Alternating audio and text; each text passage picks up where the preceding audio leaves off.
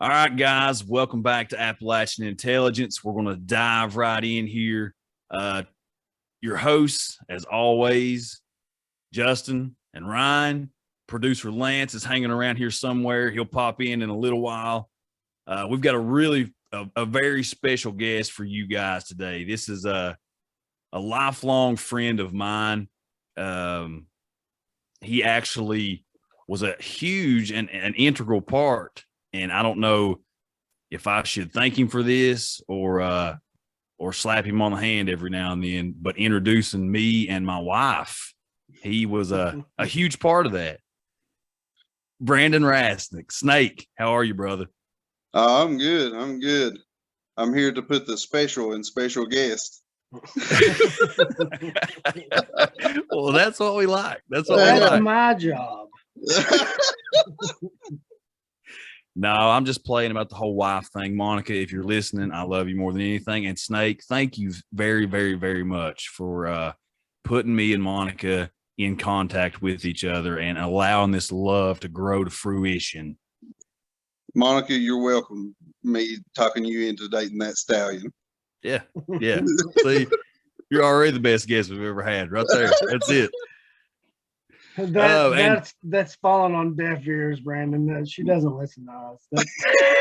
You don't even listen to him out of this. Yeah, I don't even have fans in my own household, let alone anywhere else. But no, getting back into it, and I'm going to refer to him for the audience out there. I'm going to refer to Brandon today as Snake because that's what he's more commonly known as amongst his group, his clique. It's what we've always called him, a Snake. So I'll be referring to him as that. But I ran into Snake the other day. Well, actually, let's go back a little bit. I was talking to another good friend of ours, Jesse Yates, the other day, and we were talking the podcast. We were talking, the paranormal and cryptids and the weird side of Appalachia, just in private conversation. And Jesse said, Justin, he said, you really need to get a hold of Snake. I said, well, what's going on with Snake? He said, well, he sent me a video a while back, and there's a really weird EVP in there. And he said, you got to pay attention to it and listen for it. And I did. I listened to the first couple times, and it's, it's a 3 or 4 minute video, I think, Snake. Is that right? It's something like that. I mean, it's 15 minutes in its whole, but that's the clip we took of it. Yeah, and in that clip, I listened to it a couple times, and I was like, man, I'm not getting anything. And then all of a sudden, the third or fourth time through, it hit me, and I was like, oh man, that's not supposed to be there. So then I played it through, and I think I actually showed you, Ryan. Did I show you that one at work? The clip of that one. So he sent me that, and then honestly, I was like, man, that's a really cool video. I'm gonna have to talk to Snake. I'm going to put him down here on the potential guest list and get a hold of him. And, just like with this thing and life and everything gets busy, it just kind of got thrown on the back burner. And then as fate would have it, I ran into Snake at a local convenience store, gas station around here. And when I ran into him, I was like, dude, Jesse sent me a video that you had that captured this EVP. You need to come on the podcast. Snake was like, I'll show you all how famous we are locally. Snake said, you got a podcast?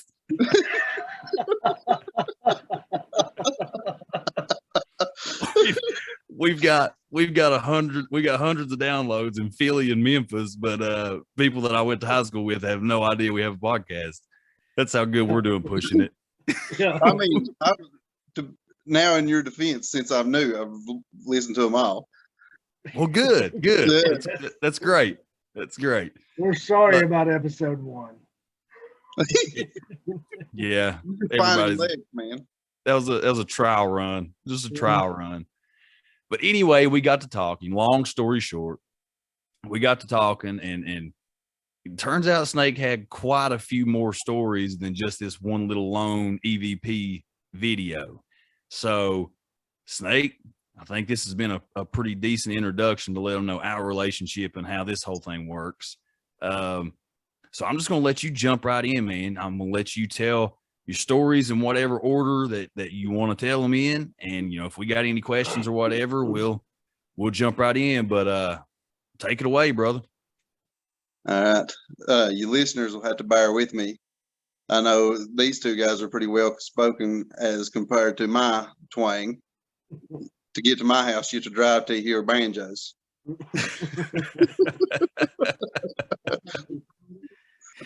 But let's see, I'll start with the first time we ever went to the spillway, which were the EVPs taken. And even funnier, that night we went ghost hunting. We decided, you know, where's the best place to film? Graveyard, of course. So we go around and we're trying to do EVP and all this stuff and see if we can capture anything. Well, things weren't, you know, progressing or anything happening. Me and a buddy of mine, Dustin Cumbo, decided it'd be funny to scare everybody. So we get in the big thicket of bushes, shake the bushes, and squall to try to scare everybody. Flock of birds hit us in the face, scared us. We were the only two who got scared. But after that was a wash. You know, everybody said go to the spillway at night if something happens. And he was like, yeah. We've been fishing there a million times. There's no way. But we give it a shot anyway. Well, all of us spread out.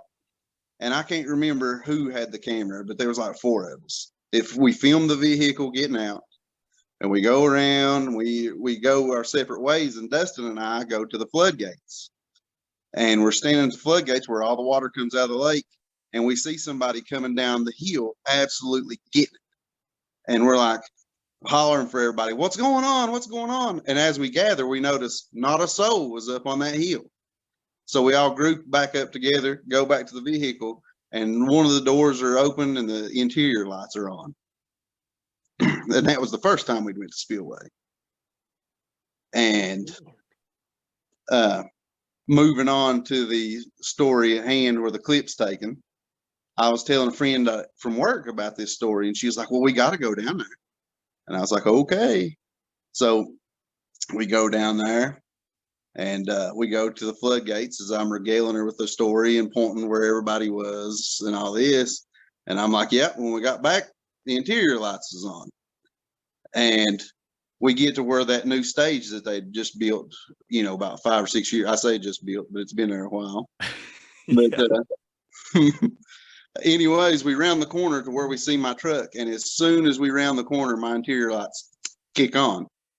And she about jerked my arm clean out of socket to try to, but I thought somebody was breaking into my truck. That was my first thought. I was like, and she's like, no, you can't go. You can't go. And I was like, yes, we are. We're going to check this out. And so we do that. And then we go drive up the road and we're just talking about it. We're like, oh my God, can you believe that happened?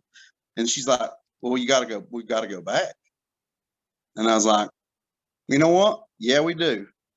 So we go down there and park and we take the video.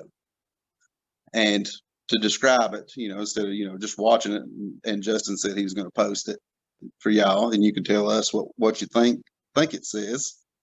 But we sit there and talk and film, and during the whole time, we don't hear what's said in the video. We're just sitting there talking back and forth, going on. And I don't know if it's in that video or if it's in another one, but we start seeing something looks like footprints going in front of the female door of the bathroom. And we're like, God, what is that? What is that? And we keep trying to get it on camera. It's just, it seemed like it wasn't happening for us. But I kept going, oh, there's somebody in there. Let's go see. And she's like, And we end up going checking it out eventually. And there wasn't a soul there. Wow. Yeah. That's crazy. Yeah, we went back to the gym and reviewed that video, and we heard that. And she said, "You hear that?" And I said, "No." So as Snake was talking about this, I'll actually take a clip of this video that he's talking about, and I will attach it in the show notes whenever we drop this episode. So you guys can get a little listen in and tell us what you think it says, what you're hearing and all that's going on. But let's go back just a little bit on this, Snake. So you and a group of buddies are at the spillway, and anybody out there that doesn't understand, the spillway it's really close to where we live is the John Flanagan Dam, and the spillway is the floodgates down below that leads, they open it to release the water from the dam and all that stuff. And down there's like a recreation area. They have picnic shelters and playgrounds and all of these different things. So that's kind of the area that he's talking about. But anyway, Snake, you were there with a group of buddies, right? And all of a sudden you just see something dashing down the hill. Now, did this thing look like a man? Yeah. Yeah, it looked like somebody was just getting it down the hill. But there was none of y'all. Like, all y'all were accounted for. Yeah. Like, there was like 2 by the first shelter down. I mean, all this transpired on the hill to the right, and there was 2 at the shelter to the left, and 2 at the behind the bathrooms to the left. So everybody was accounted for. Okay. But you didn't get a really good look at this thing. No, it just looked like somebody was just hauling it. Yeah. Because that's the reason. For our fan base up in Philadelphia, hauling it or getting it means they were running like hell. They were running really fast. We will translate throughout. It's okay. Yeah. Get the Redneck dictionary out. Yeah. We got our own dictionary. It's not the urban dictionary, it's the redneck dictionary. Yeah. But yeah, that's going on. And then around the same time, we got interior lights blinking on and vehicle doors opening all around the same time. But you don't see this figure, this humanoid figure, anywhere close to the vehicles while that's happening, right? No, I couldn't. By the time it took us to group everybody up to go back to the vehicle, that being like within 5 or 10 minutes of. Because he's like, "Is it you? Was it you? What'd you run for?" By the time we got all that figured out, went back to the vehicle, there it was, and we was like, "Oh my God!" Like, I may have missed this, but what time of day was this? This was about like, I'm thinking like 2 or 3 in the morning or something like that. Of course, it was 3 in the morning. Obviously, he said 2 or 3. He said 3. I think he said 3:33 is what I think he said. Yeah. Oh yeah. Stamp it. Guarantee it was 3:33. If Justin had been there, it would have been.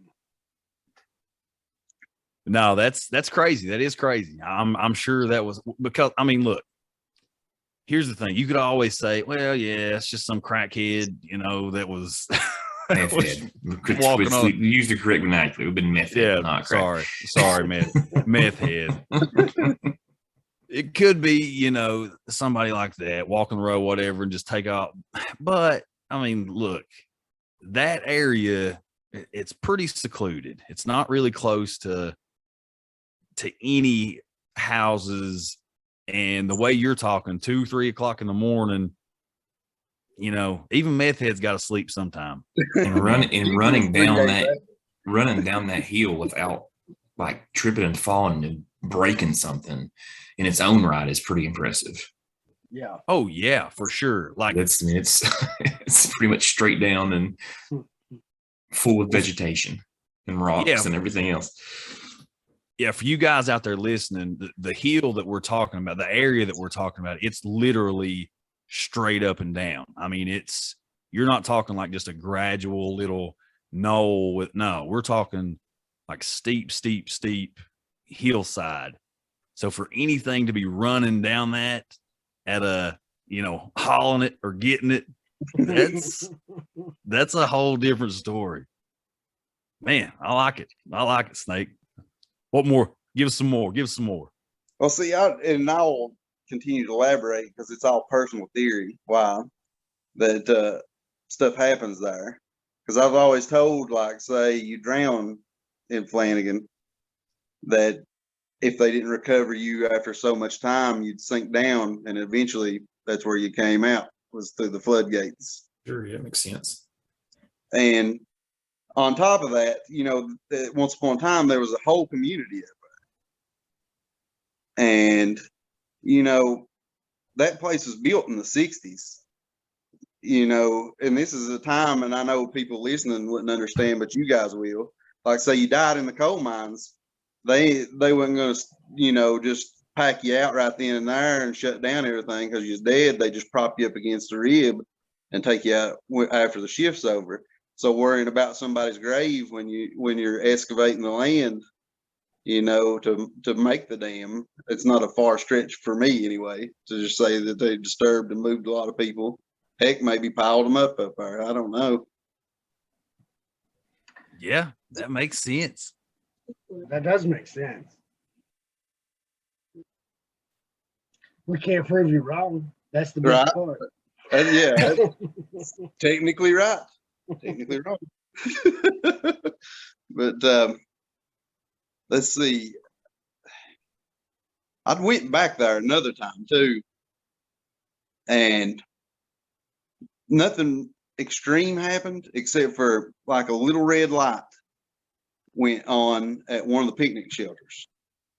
And before I left, I told Deidre, the person that I'd been going down there with, I said, hey, I'm gonna walk over here to the shelter and see where the breaker box is, because it looks like something may be wrong with that light. And I went down there, checked the breaker, and there was no breaker because there was no lights in that shelter. Yeah. But again, that's another time, no video of it.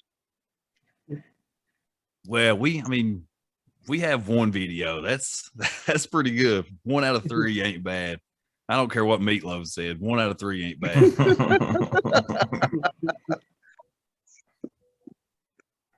Then there's that other video that I sent you 2 days after capturing that EVP. I go out on break and I have a notification that one of my security cameras had been tripped. And I was like, well, I wonder what's going on. You know, usually it's an animal or something that's found its way up on my porch. And I watch it and I'm like, nothing's happened. And then I watch it again and I see something like a gray mass, as you can see in the video, like it makes its way from the bottom step all the way to the top. And I found that wild. Yeah, that one is crazy. And I'm also going to attach that one to the show notes too, because just like you, again, you sent me that video and I'm constantly going. Like the only time that I really ever sit down and do anything is when I'm doing this. I'm constantly on the move. You know, the kids are always going. It's constant. So you sent me that and I was in the middle. I think I was actually just finishing eating dinner or finishing cooking dinner, something along those lines.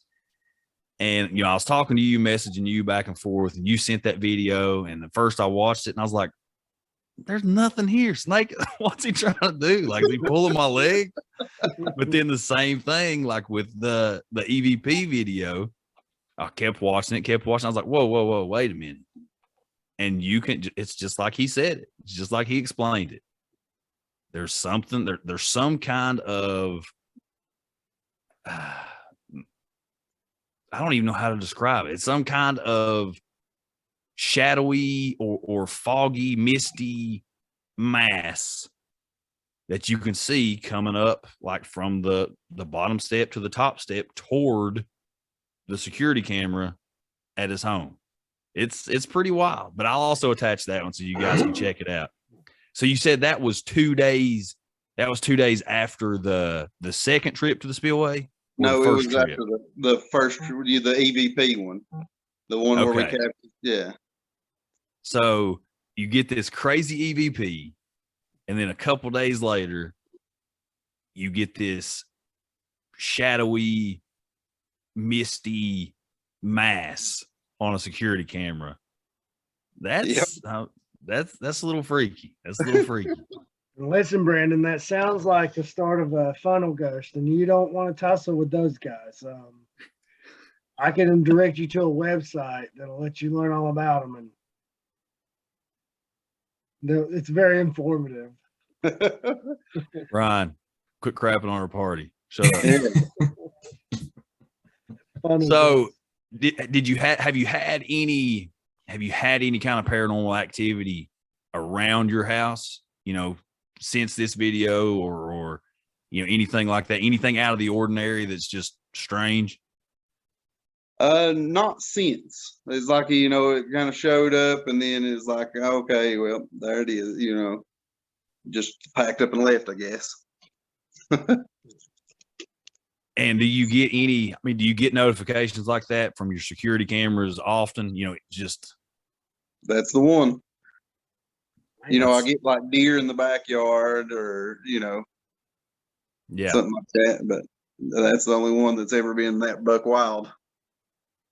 Yeah, that was crazy, man. That was crazy. And I'll definitely attach that one too. All right, man, let's move on to the next story. I know you got them. Keep them coming. This one, and it's hard to think that it's not people just building upon horror movies. But I mean, what happened without a doubt. But as far as what happened after, like, how every place has got its own legend, like Low Gap's got the baby grave and, like I said, the marine, up at Spillway. Well, right here, a couple curves up, we have this place called John King Hall. And John King was a man that, well, he wouldn't play with a full deck. And I forget what caused it as far as the lore goes, but he and his mother had some sort of falling out. So he chops her up with an axe, throws her down the well on the property. And they said when he passes that he'll appear in like old timey clothing right in the curve up the road. But see, what the reason I've been told is you have to be a female to see him, and everybody I've been talked to that has seen him is a female, and like he'll pursue you. But I've been trying for years myself to see him, but I feel like they built upon like Sleepy Hollow. That's what I felt like when they were telling the story. But I don't know. Do you, other than Low Gap, Lance, you got any your way local legends? Not over nothing. Well, a few things here, kind of in the greater Pound area. I'm living in Wise now, Snake. I live over by the airport in Wise, and there's a Baker's Rock or something in Pound that it's got a pretty wild story that kind of goes along very similar to. There's an old guy that apparently lived in a rock up there, kind of a cave that would come down, was running moonshine in like the late 1900s. And was always seen in the area with like women and partying kind of always going on up there. And the locals knew that, and the farmers and stuff wanted rid of it. And went up one night, old school pitchforks, and how like you would see, and there was quite the get together going on, I guess you could say.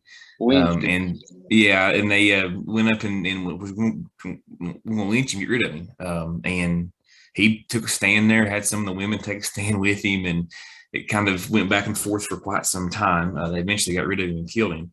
But they say now, like if Baker's Rock's up on, look, you can see exactly. It's either North Fork or South Fork, up and through one up here on by the Pound Dam. But they say you can get up to his rock, which is pretty secluded, that if you're there at the right time or whatever, that you can still kind of hear some of the partying and carrying on kind of happening.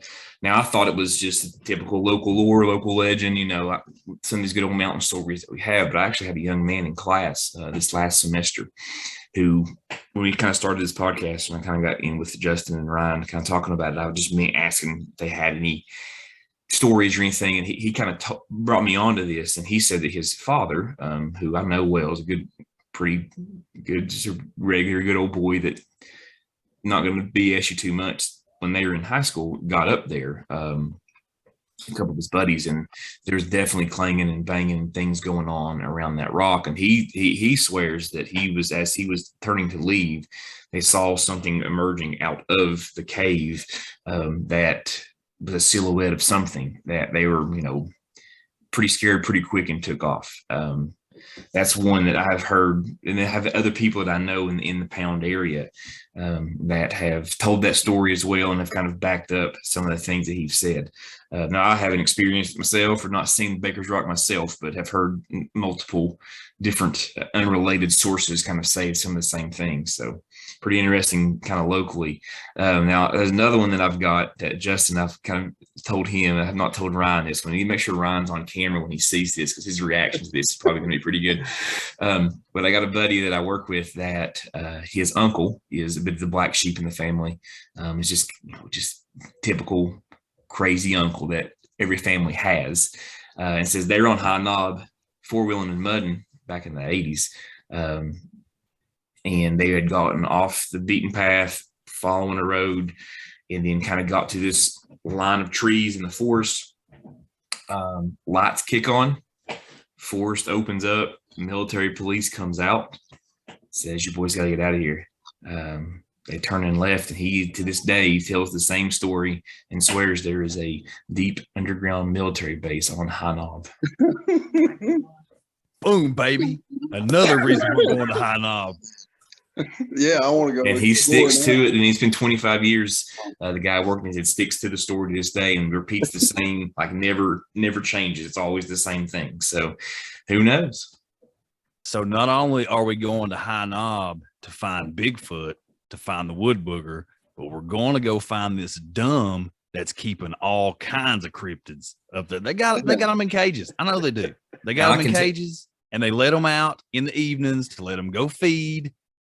And then that's why people see them. Now I can attest to this because I live right by the airport. But there is I don't know probably how much I should probably say about this. I'm not just saying that just because there is what we'll call a data center that's here that is very well protected.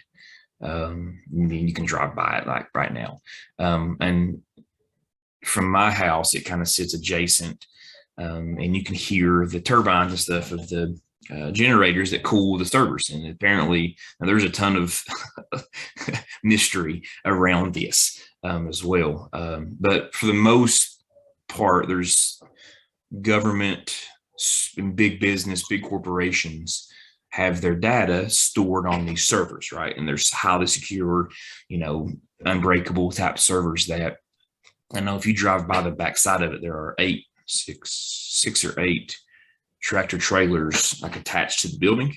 And they say that if something was to happen, like a cyber attack, they can flip a switch, all the data dumps onto those 8 tractor trailers, and they can drive out of here. Okay. And there's been like, if you like me and my wife take the girls and we ride the bikes and walk around that area, there's a sidewalk that runs. There's the road, there's the sidewalk, there's the huge fence down over the hill is this building. If you walk on the road beside of it, you'll never see anybody. The moment that you step up on the sidewalk, somebody will come out in a gator and just drive by and kind of check. And it doesn't matter how many times, I can attest that I've done it. It doesn't matter how many times you step up on that sidewalk, they'll come out and check. Like I've walked 500 yards in the road and stepped on a sidewalk and took 3 or 4 steps, and he's come out. I've walked another 500 yards after he's gone, done the same thing, and he's come out again. And they patrol it all the time. Now there are, in this airport over here, since it's only a mile long, there are usually at least once a week, sometimes twice a week, we'll see big time like jets, private jets that fly in here. They say that the people, politicians and some of the CEOs and stuff kind of come down, just check stuff out, just typical, kind of make sure everything's going good. But to loop that into the deep underground military base, which I wanted to do, there have been multiple times where we have had Black Hawk helicopters fly over the house. I've seen plenty of fighter jets come over. They say up on High Knob, I got another guy that I work with, an older guy, that there's always like unusual military crafts flying over High Knob. Yeah. This episode just got a lot more interesting. That's a fact. Yeah, I've been hanging on to that for a while. You just waiting for somebody to ask, and Snake finally did it. And he finally did it. Ryan never asked me any questions. He just makes fun of me the whole time. So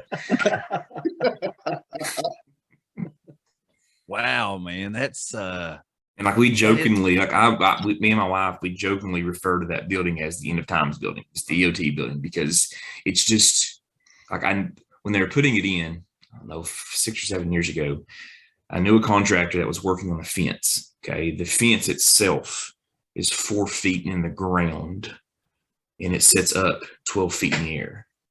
So we were looking at 16 foot of fence that's buried 4 foot in the ground.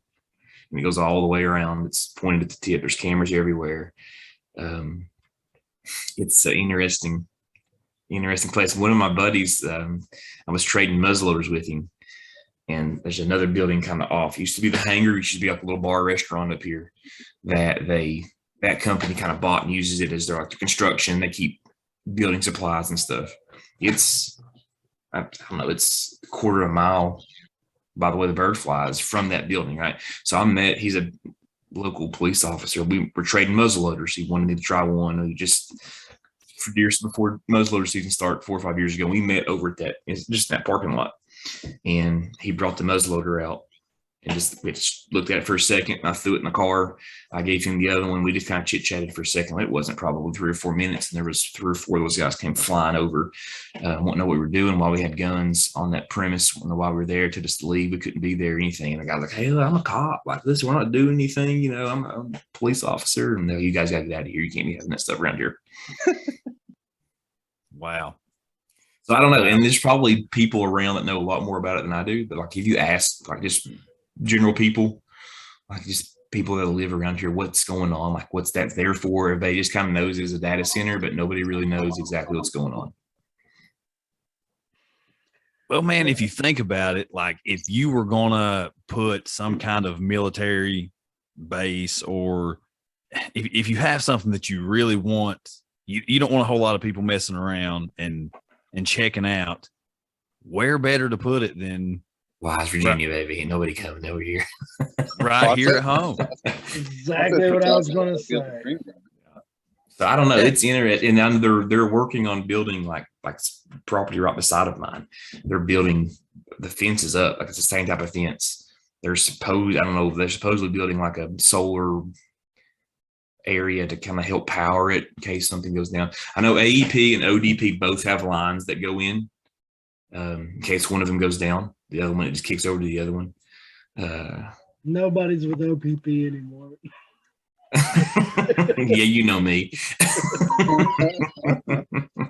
Yes, the ODP and the AEP both have power lines running to the place. And like you can, like the 6 tractor trailers, it says 6 or 8. I don't have to drive by and look, but they say they can flip a switch. It dumps all of it on in a couple minutes and they can just take off in case they're under a cyber attack.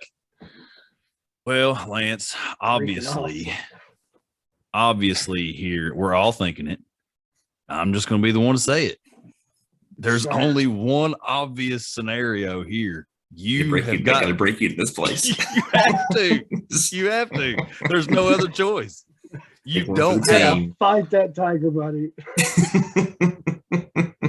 You don't have any other option at this point. You have to infiltrate.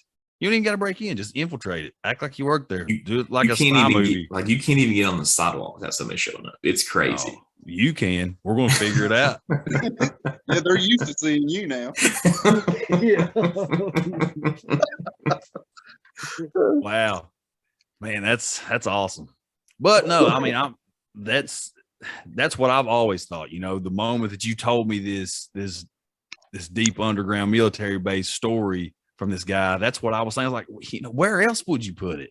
I mean, if you look at it, I think over in Duffield, there is what is heard. I've read an article online, or what's rumored, one of the largest underground bunkers on the East Coast. And a couple of buddies that I used to work with said that before, and it's kind of the same way now. There's gigantic fences all the way around at these big buildings. You drive by it on the 4-lane, but you can't get down there to it. And a Chinese company, I think, came in and bought it out. There's a lot going on there, and it's the same kind of thing. It's totally a mystery. Nobody really knows what's going on there. But a couple guys that I used to work with said that before all this happened, that there was an old hidden entrance that he had gotten into, and that there were just stores and stores and stores of like non-perishable food items, lanterns, like all this different stuff. And then I found an article on it one time talking about how it was one of the largest underground bunkers on the entire East Coast. So, I mean, you're talking areas right now, you're talking within a 50-mile radius, all these areas that we're talking about. It's nuts. It's crazy, man. I mean, but kind of segueing back towards Snake's way, if you have all this military stuff going on in this area, there's quite a few UFO accounts around here too. And, that's something that I've noticed in listening to a lot of UFO accounts and encounters, is a lot of times they happen around military bases. I don't know why. I don't know if it is military or if it's something other coming to check out and see what the military is doing. But Snake, you were telling me a little story the other day about some lights that you see. Oh yeah. Let's hear about that. Yeah, a few of my buddies were leaving to go to Myrtle Beach to work at a nuke plant. So we all decided to hang out the last few nights that they're in, and we were staying up to like the wee hours of the night.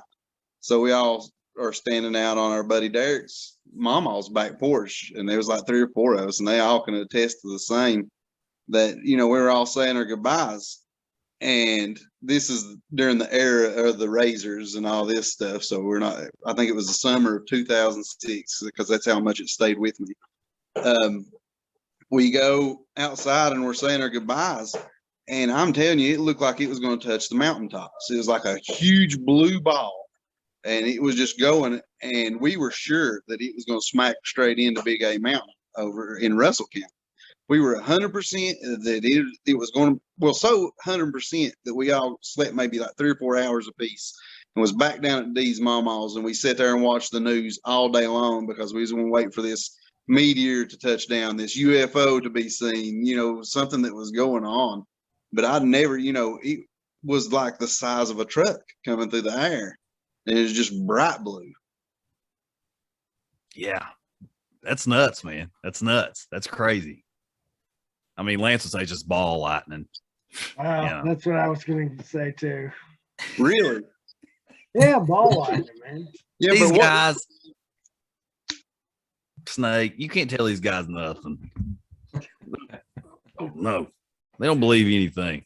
They tried to tell me last week that the Brown Mountain Lights, that was last week, right? No, this is a couple weeks ago. Oh, yeah, a couple weeks ago. Y'all know more about it than I do. Yeah. They tried to tell me a couple weeks ago that the Brown Mountain Lights were nothing but ball lightning.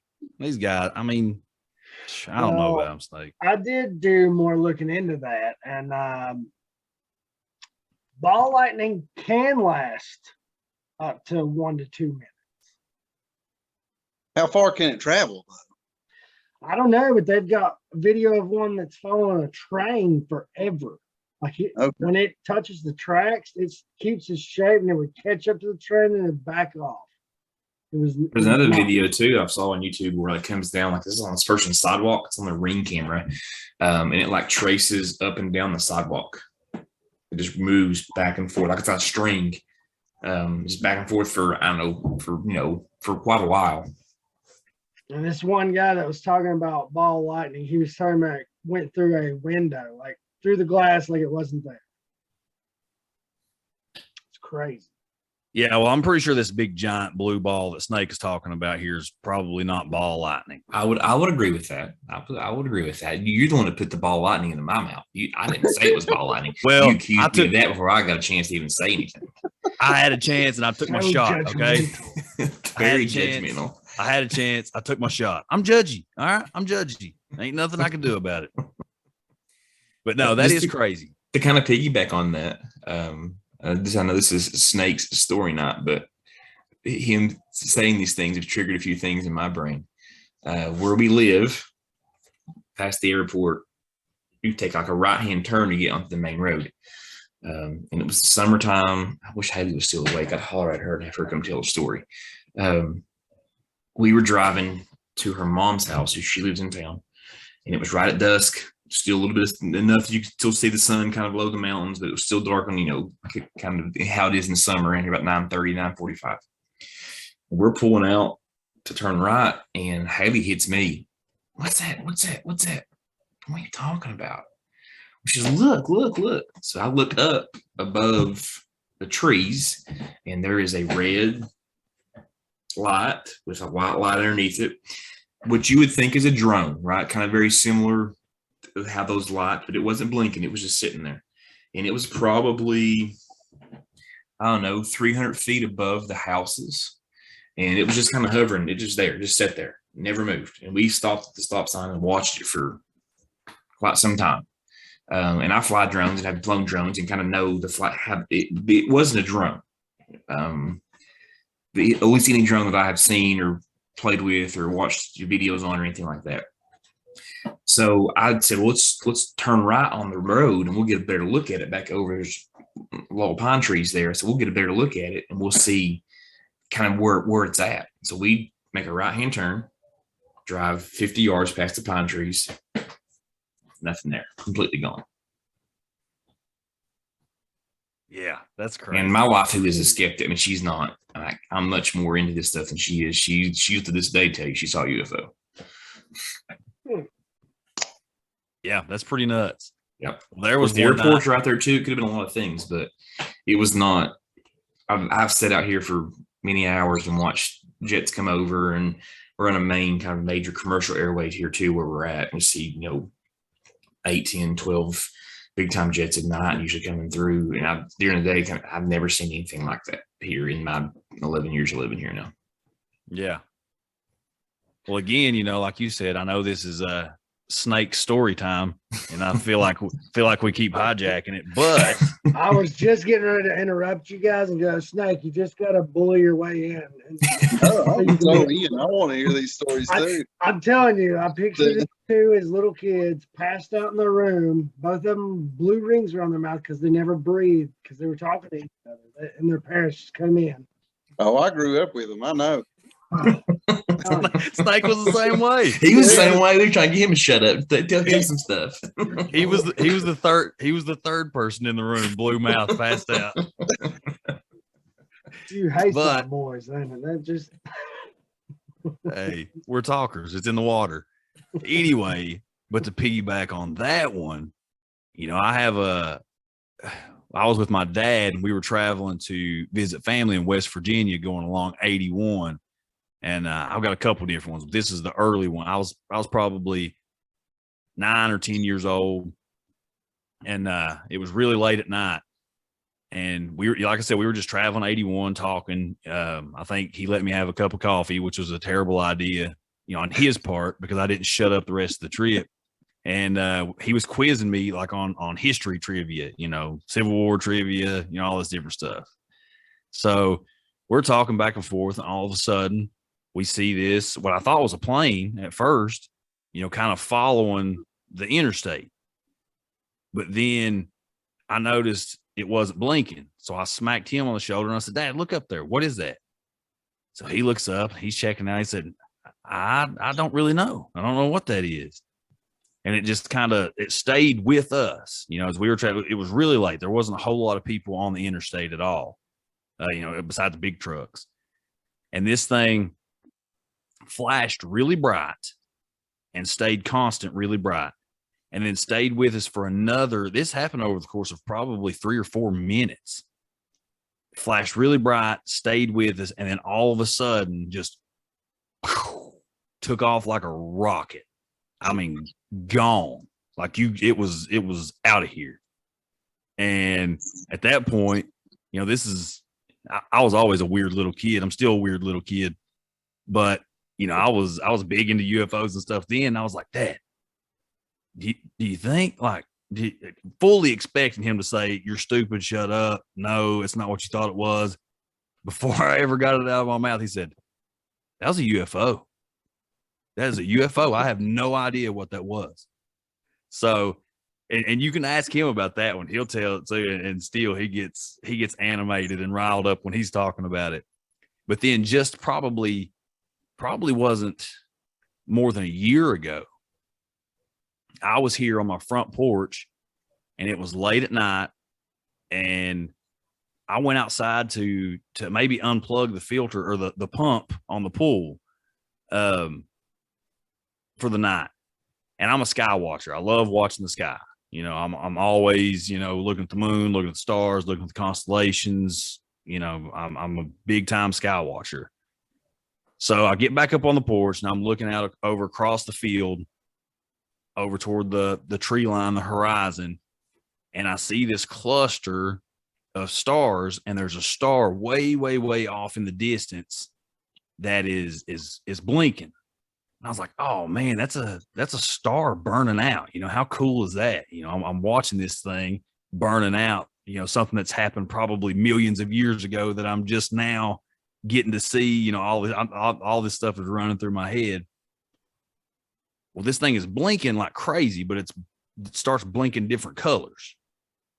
Stationary, but it's blinking different colors, like blue, red, purple, blue, red, purple, blue, red, purple. And then almost like the colors were mixing. And I was like, but it still looked like just a pinpoint star way off in the distance. And I was like, what? That's crazy. It's not blinking. It's different colors. Well, then this thing starts moving around. Like first, like kind of in a cross pattern, and then kind of around. So I start hollering at everybody in the house, because I'm thinking, okay, I've been looking at this pinpoint long enough that I'm seeing it moving. It's really not moving. So I start hollering at the people in the house, especially Monica, my wife, who's the world's biggest skeptic. Like, she ain't believing in nothing. I mean, a ghost can come up and smack her in the face, and she's saying they ain't real. So I get her out there, and I'm like, do you see that? Is that moving? She's like, oh yeah, that's definitely moving. I don't know what it is, but it's moving. And then just like that, it faded out. So again, it was way, way, way, way off in the distance is what it looked like to me. But it was something in the sky that I have no idea what it was, that was moving in a pattern that I've never seen any kind of aircraft move. So it's nuts, man. It's crazy. It's crazy.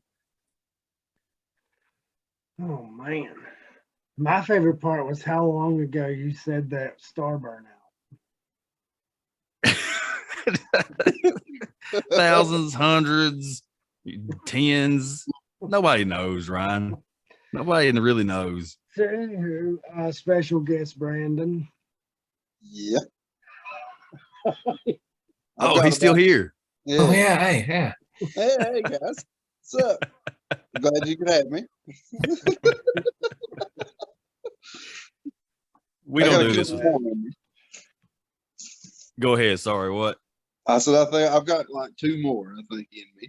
All right, let's hear them. Sorry, we'll try to shut up and let you talk for a little while. I'll mute myself, Ryan. Let me mute myself. I'll hit my mute button. Space bar. Suck it. Look what he's doing. Why is he attacking me? Who's picking on who?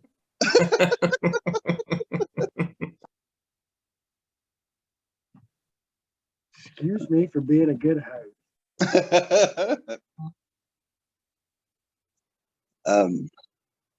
I can't really attest to this. The guy who told me this one, he's an old timer, and you know how they are. They wouldn't have said it if it wasn't some truth in it. But God Almighty, getting the story out of him. I don't know if y'all remember the Hillbilly Bears, old grandpa that talked to him like that. Yeah. Okay. Well, this story, he seemed like he found absolute clarity for. He would say, like when he was a kid, that they told him about, I can't remember what they called it, but I think they called it bloody bones or something other. But I mean, it kind of sounded like skinwalker talk, or a Wendigo or something like that. But they called it bloody bones. But said that his brother was down in the woods, and he could hear him hollering for him. He said, "Ernest, come over here and help me." And he said, "Ernest, come over here, please. I need your help." And he said, he wasn't going to go over there. And he went back to the house and he said, well, Jerry, what was you hollering for? And he said, nothing. I was in the house. And he goes, no, you was down there in the woods and you was yelling for me. Now I want to know what you wanted. He's like, I was in here helping mommy. So they had to get the mom out there to settle the argument and said he was there the whole time helping her in the house. And he said, I know for a fact that was my brother hollering for me. Wow. I'm getting me chills. That's crazy. Yeah, I've got chills right now. Man. And where was this at? It was not like maybe, I think 5 miles or like 2 or 3 miles away from me at Schoolhouse Holler. Wow. That is that's nuts, man. So they actually had a name for this thing. Oh, Bloody Bones. Bloody Bones. It said that, if you followed a whippoorwill at night, or if you heard somebody that you was related to at night, or, the sound of their voice at night, that they would pack you off. You'd never be seen again. Dude, I am surrounded by whippoorwills here. Well, you getting ready to get packed off, bro. Yeah, don't follow. Packing, man. Snake, do you have any idea where they got the name from? Like where that is just. I have no clue, but that's what we used to get threatened with too. Because they'd say, "Old Bloody Bones will pack you off here if you." Huh. Well, that's weird, but there's a lot of accounts of Sasquatch, of Bigfoot being able to mimic, or people that are relaying Sasquatch accounts will say that, they heard somebody's voice or they heard a certain animal and then witnessed Bigfoot. So just as a quick Google search, just sorry to cut you off. I thought you were done with your thought there. No, you're good. You're good. But I just Google search Bloody Bones and see what it gave us. And here's the first thing that pops up: a boogeyman figure feared by children and sometimes called Rawhead, Tommy Rawhead, or the Rawhead Bloody Bones. First showed up in 1548 in the Oxford Dictionary. Folklore of Bloody Bones, sometimes regarded as a water demon, haunting ponds, old marl pits. Dragged children down to its depths in it. Old Bloody Bones is a Cornish version of it, inhabited knocker holes near a village. The southern United States, Old Bloody Bones, sometimes regarded as two separate individuals or creatures of the same monster. One is a skull stripped of skin that bites its victims, and its companion is dancing headless skeleton, Bloody Bones, and one cautionary tale, which I think is interesting, actually made its way into African-American tradition, as well as other parts of the United States, having punishment for children for having a wicked tongue. Oh, hey. I was all those things. You talking about the headless skeletons or the kids? The kids, everything that they were supposed to pack you off for. Bloody Bones made a TV series appearance in Supernatural season 12. Huh. Well, my wife has seen it then. That is nuts. That is nuts. Here's another one, not to keep bringing this up, but Bloody Bones, A History of Southern Scares, it's titled. I think this is going to be a full episode. This is interesting. Yeah, this is really interesting. There's a lot of stuff here. We're about to do a full episode on Old Bloody Bones. There we go. I'll definitely be listening to that and get some clarity. Man, that is crazy, though. There's a ton of stuff here. Of Scottish and Celtic descent. Interesting. Of course it is. Of course it is. Come over on the boat with us. Yeah, of course it is. There's a ton of stuff there. I could do some digging on that and have some fun with that. There's a lot of stuff there. Well, it's crazy because that's the first time I've ever heard that. I've never heard that. Hey, wait. You guys kept going earlier, and I wanted to make the point. The building you were talking about, it's very secure and all that. And yeah. Underground base. What if that's just the East Coast operation of CERN? Could be. It could be. So are we a Nephilim going to show up in Southwest Virginia? Maybe. Look, Maybe. I told y'all Maybe that's where 'cause this is where cryptids. the most faith is in the Bible Belt. Oh snap, Ryan! I told you I did my best thinking. You just look that. Mhm. Well, okay. Look, Another one solved. On the 37th parallel. yeah. I wonder. No, it's not. That's pretty good, Ryan. That's pretty good. It may be maybe something along those lines. Look, if there is a deep underground military base, it doesn't matter if they're colliding particles together or injecting hamsters with monkey DNA. It does whatever's going on is going to be super weird and is going to create things that ain't supposed to be created. All right, period. Or else they wouldn't have to be deep or underground. So, have you guys seen the commercial for the proton therapy now? Which I'm sure it's something they've been doing for a while, but now, it's just like Prostate going cancer? public. I don't know. Proton therapy? I didn't say prostate. What are you talking Yeah, but that's the main thing they use it for. Now, it's prostate cancer, right? That's the main thing they're pushing for it. Yes. Yeah. No, I have not seen it. It's for proton cancer. You know, when your protons get cancer. When your protons get all mixed up. Actually, you can treat a whole wide range of cancers, but mainly, looking at spine tumors, breast cancer, sarcoma, brain tumors. The major one they'll use for is prostate cancer. Sweet. That is pretty cool. I have no clue how he went from old bloody bones to prostate cancer. Well, I was Welcome going to back. Appalachianintelligence. I was That's going exactly back right. to the Brown Mountain Lights when we were talking, when I told the story of the guy that's talking about splitting electrons. And then I just see this commercial and I'm like, proton therapy. But I forgot to mention it because, and then just then when you were talking about colliding particles, I was like, oh shit, I gotta tell him about that. Yeah. I gotta see what that is.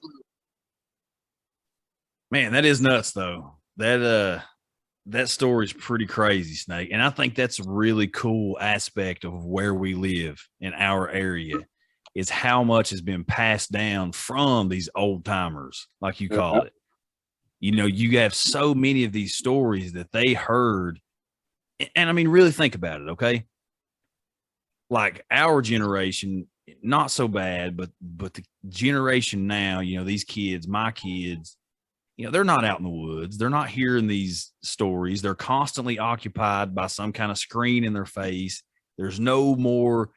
It's almost like the magic has been replaced with technology, of Here we go all with sorts. Justin's tirade about how much he hates new age technology. I got to get one in. Justin I hate it. Justin fears any kind of new technology. It's all evil. It's going to rule the world one day. Well, yeah, it is, because all new technology is eventually going to get in the wrong hands of people that want to take it. And look, all things are created, not all things. Most things are created with good intentions, I believe. The road to hell is paved in good intentions. Yeah, that's and it. I just made your point. But there's a group of people that are running this world, this reality, this realm, this dimension that they don't have your best interest at stake. They don't care about you at all. Well, none. Zero. It's like I was telling you the other day at work. You wanna solve climate change, global warming, whatever you want to call it. Find a way they can make money off of it. They'll do it. Well, Al Gore did, and he's a billionaire. Then why is it not working? Because I don't want to get canceled just yet, so I'm not going to say it. Anyway, back to Old Bloody Bones. That was a weird trip away from it. And by the way, using those voices, like he was saying, Wendigo is known to mimic voices, things like that. So.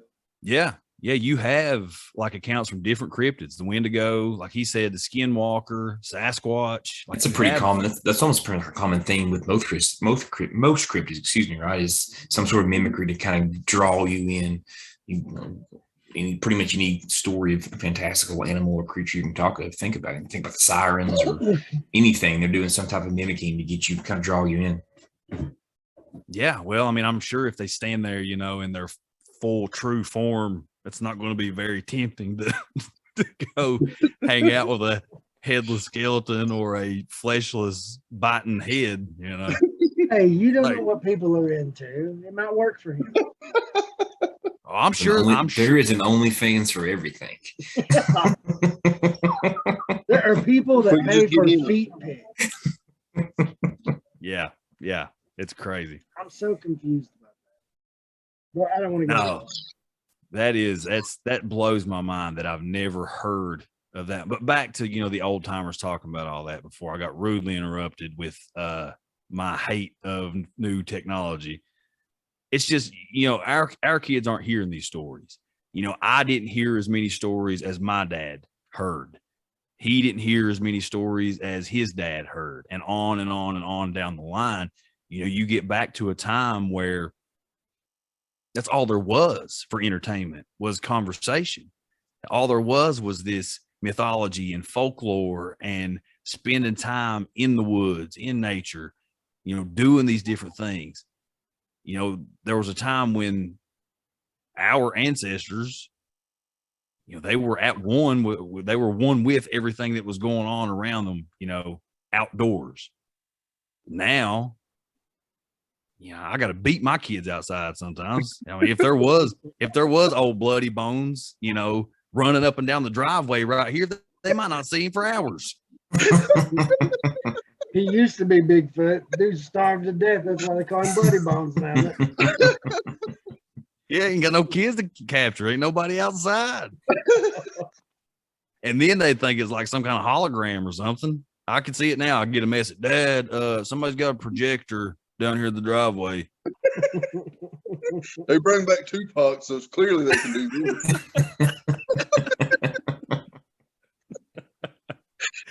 Well, don't get me started on my theories about those guys either. Yeah, that's for a different episode. All right, Snake. So you said you got one more for us. Let's I'm sorry we keep this. Man. This is how this works, man. This is how he knew he was signing on for. He knew he was signing on for. I think we're going to retitle this podcast Appalachian Dum Dum, just so it can be ADD. You need to do it just for this episode, anyway. Appalachian Dum Dum, and then just that ADD. Yeah. All right, so hit us on this episode. Yeah, warning. This is way off the rails. All right, so you gave we had this bottled up a little bit. We had Dr. Jones on last week, and he that was a lot of information, and it was all streamlined, and it was just a lot of taking in. And what he's trying to say, Brandon, is if you were a doctor, we'd let you speak right now. However, since you're just Snake, we're going to talk over top of you, damn it. I'm glad you said that, because that very episode is what sparked this last story. I remembered it, and I was like, oh my God, how did I even forget this? Because this is firsthand. This is me. I worked in the gas field for a while, gathering natural gas for you listeners. And I had some wells that were shut in, and these wells are right, like close to the area this guy your Dr. Gashins had last week, where he was talking about in West Virginia. This was like right between Bluefield and Welch. And I went up to this place, and there was this old camp. It's what it was. It had been burned down, tore down, whatever, because that's where I'd park my truck and get my four-wheeler off at this burnt down camp and go back in the mountains on this four-wheeler. Well, I start to top up on this flat, in which you can see the well from like another 50 yards away. And when I top up, I see this figure. It's the best I can explain it. Like it's tall, slender, and white, like solid white. And when I do, just like it immediately took notice of me, and he was gone. And I hammered on that four-wheeler to get out there to the well. I didn't give it no ease. I had the gas wide open and got out there. And the wellhead, which is the top of the well, it's about like 6.5 feet and 7 foot. And this thing was every bit that tall, every bit of it. So as soon as I get there, I don't check up, don't even take my helmet off. I cut the four-wheeler off and go running in the direction it went, just so I could hear it. Because, in the fall, in the mountainous regions, you're going to hear deer, squirrel, whatever. Squirrel sounds like a Mack truck going through there, let alone something of that size. You'd think you'd hear it, but I couldn't hear it, couldn't see it, nothing.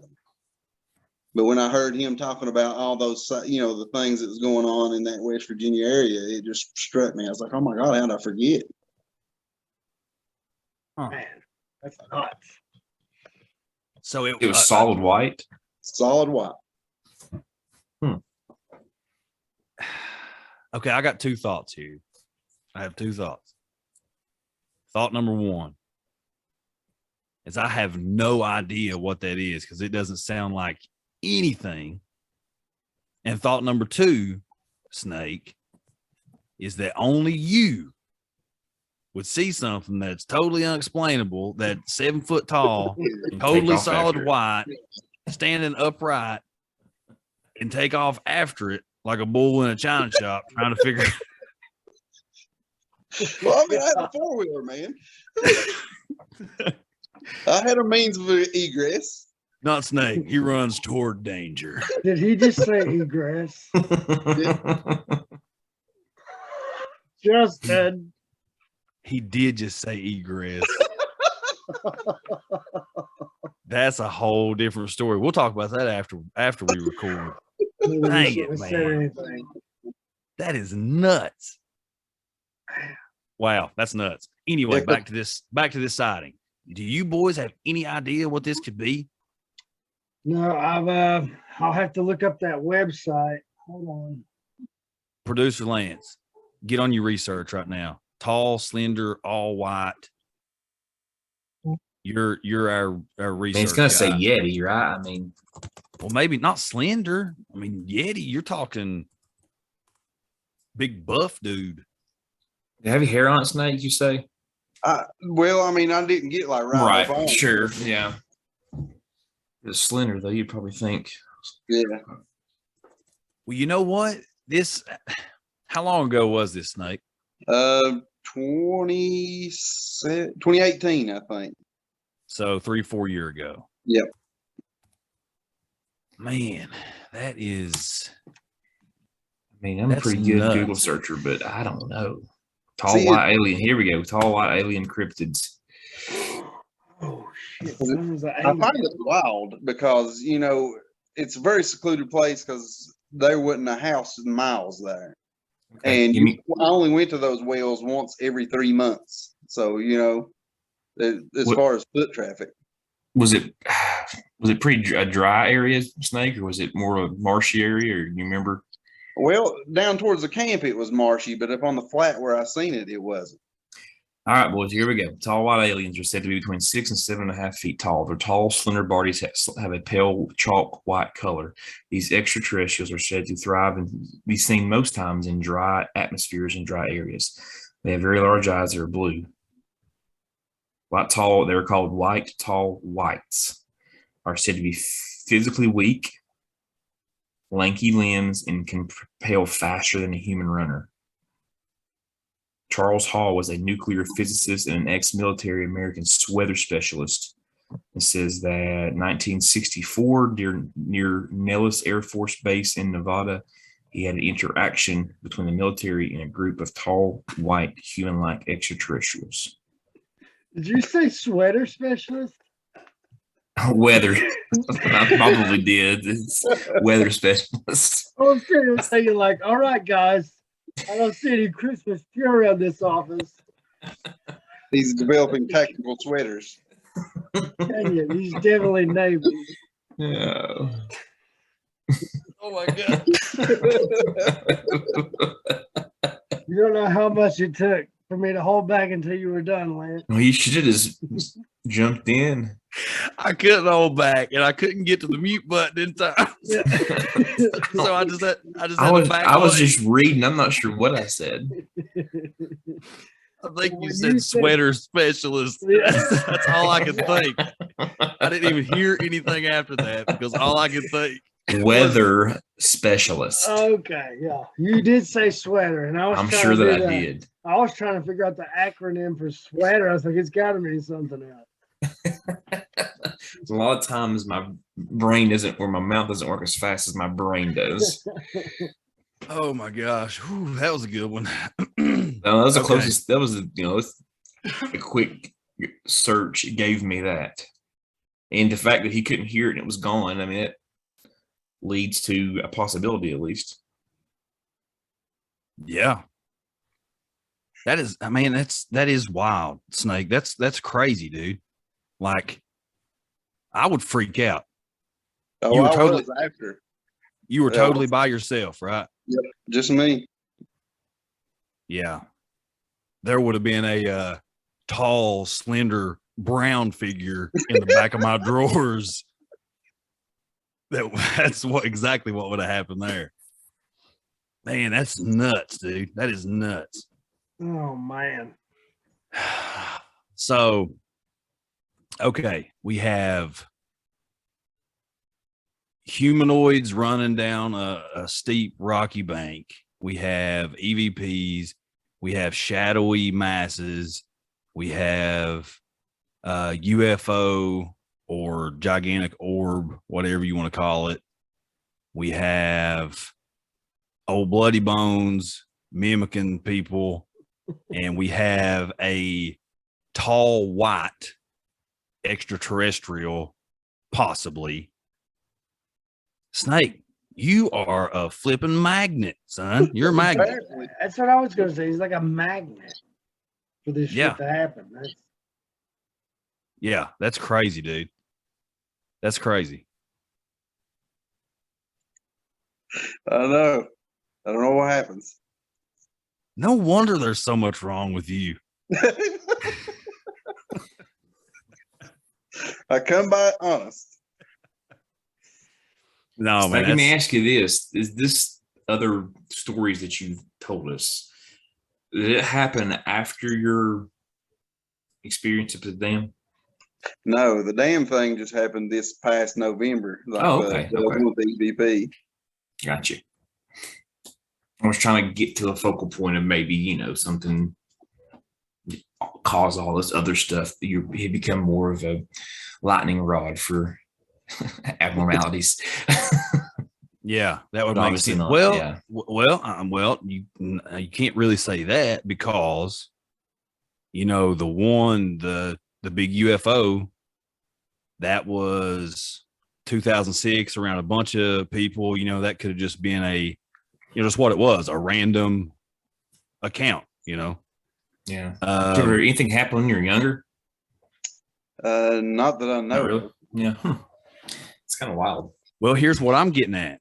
I mean, it's like in a span of 10 years, 15 years, you've had what I would consider a enormous amount of unusual things take place in your life. But maybe this tall white is the focal point. Maybe that is this sighting is what's leading to, because that was 2018, right?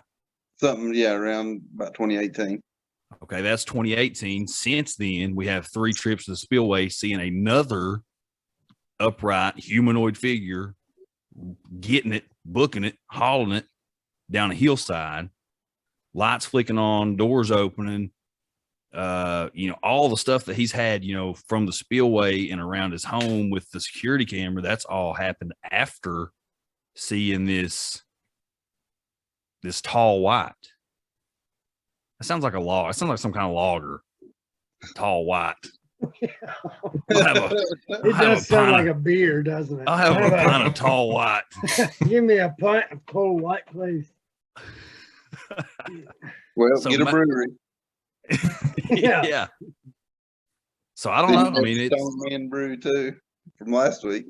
yeah. There you go. But no, that may be. I mean, that may be your focal point there. Yeah, I don't Whatever. know. We might be grasping at straws a little bit too, but I mean, it just seems really strange that like. That's what we do. Don't you give me that? Don't you give me? Don't you give me that condescending chuckle, Ryan? That's not what I wanted from you. Why do you attack me? What did I do to you? I was saying you were throwing the hooks, man. You were landing the hooks. Oh no, okay. He's tired of our shit, Justin. That's what's happening. I don't know. It just seems to me like usually when you have people on who have, for instance, you, Justin, like you've had something that back when Connor was born and you had a variety of things took place, and then like you can kind of point back to other things that have happened to that event, right? And usually when you have people who are sensitive to paranormal or unusual things, it's usually something that kind of happens, like they're kids and then it's gone for a while and then so on and so forth. It's just the fact that, and you're an adult, right? When all these things kind of started just all of a sudden kicking off, and it's just unusual that all those things have happened in such a short amount of time. It just seems like the fact that you became a lightning rod essentially for the weird, and it's not always, I don't know. I think it's an unusual. Usually, when I guess the point I'm trying to make is usually when you have people who what we would consider more sensitive to paranormal things, it's happened to them for the entirety, most of the time of their life, right? Things in their kids, and then went away for a while, and then older, and so on and so forth. That's why I brought the thought of an event that took place that and then made you a little more sensitive to able to see those things. I don't know. Well, perhaps Lance. He's always been able to see or hear. He just hasn't paid attention or listened. Also true. Possible.